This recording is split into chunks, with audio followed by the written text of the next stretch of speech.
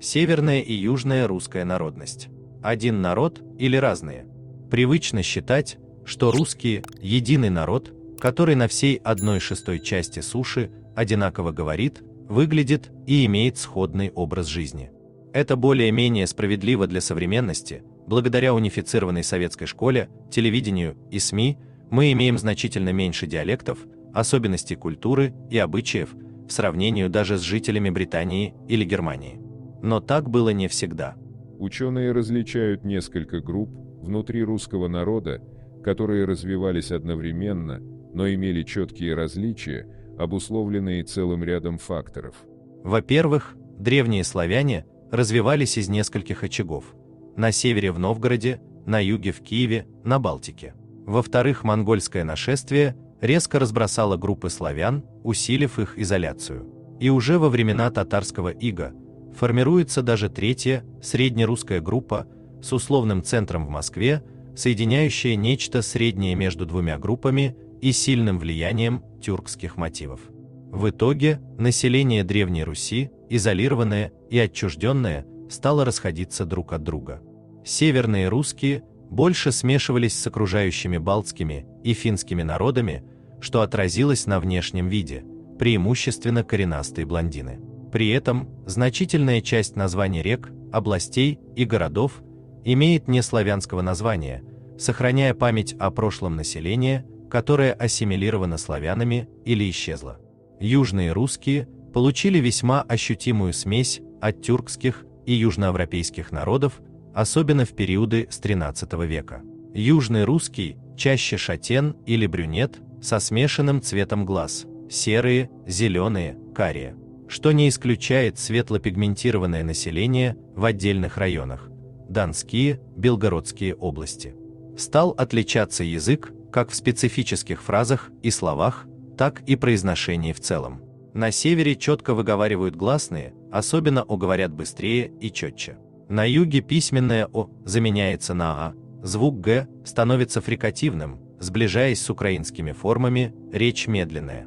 Помимо северорусской, условно-новгородской и южнорусской, кубанский, выделяют смежную группу среднерусскую, московская, где происходило взаимодействие двух русских этнокультурных групп. Северорусская и южнорусская народности – это только этнографические группы русских, великорусов, они не затрагивают за собой украинцев и белорусов, хотя, безусловно, к украинцам южные русские крайне близки. Смешение трех типов произошло при Московском царстве, которое собирало под свои знамена всех, до кого могли дотянуться, и сначала уничтожили Новгород, центр северорусской народности, а затем Дон, где формировалась южнорусская, на базе казачества, соединив всех в себе. И более того, активно перемешивая группы. Истребленное население Новгородской республики было заселено принудительно из южных областей. И наоборот, по мере экспансии на юг, за войсками царей и императоров шли переселенцы из северных областей. Теперь про отличие этих двух народностей. Северорусская этнографическая группа формировалась под влиянием русского севера и тех древнерусских государств, которые там были расположены. Это, в первую очередь, Новгородская, Вятская, Псковская республики. До прихода славян на севере европейской части России жили финно-угорские народы. Распространение славянского населения в этих территориях началось с XI века. С XIV века здесь началось массовое строительство монастырей, славянские поселенцы занимались пашенным земледелием, солеварением. Наиболее распространены были кузнечное ремесло и железоделательные промыслы, преобладали охота на пушнину и морские промыслы. С XV века северяне стали осваивать полярное судоходство на Шпицберген и Новую Землю.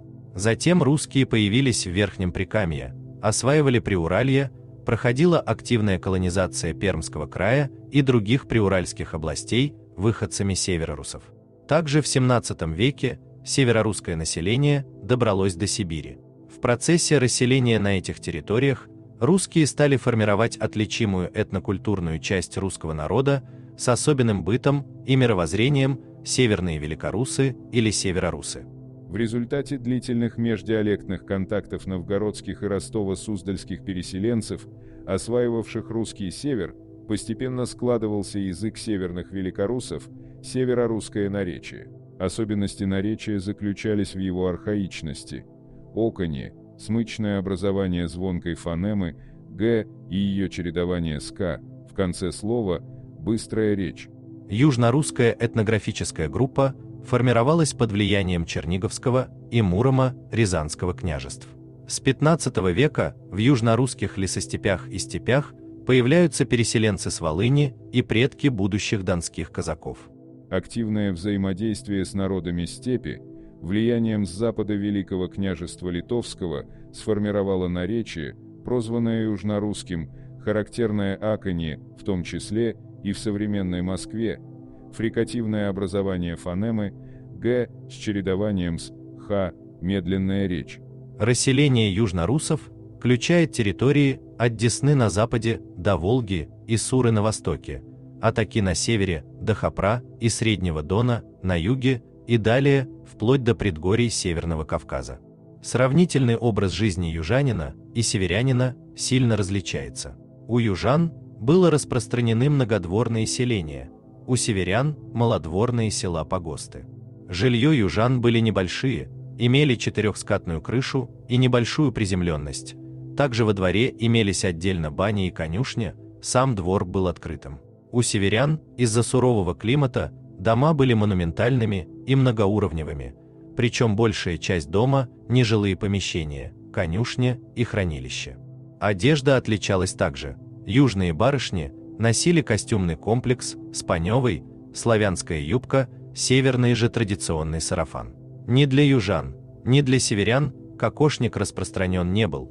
Это головной убор среднерусской этногруппы, образованный на стыке юга и севера, имеющий явные сходства с высокими головными уборами тюркских народов, имеющим прямые аналоги в костюме мордвы. Северяне вели патриархальный и замкнутый образ жизни, чем южане, поэтому до нашего времени сохранились еще нетронутые селения в Сибири староверов-северорусов. Южане были более открытыми внешнему миру, но обе народности были гостеприимны.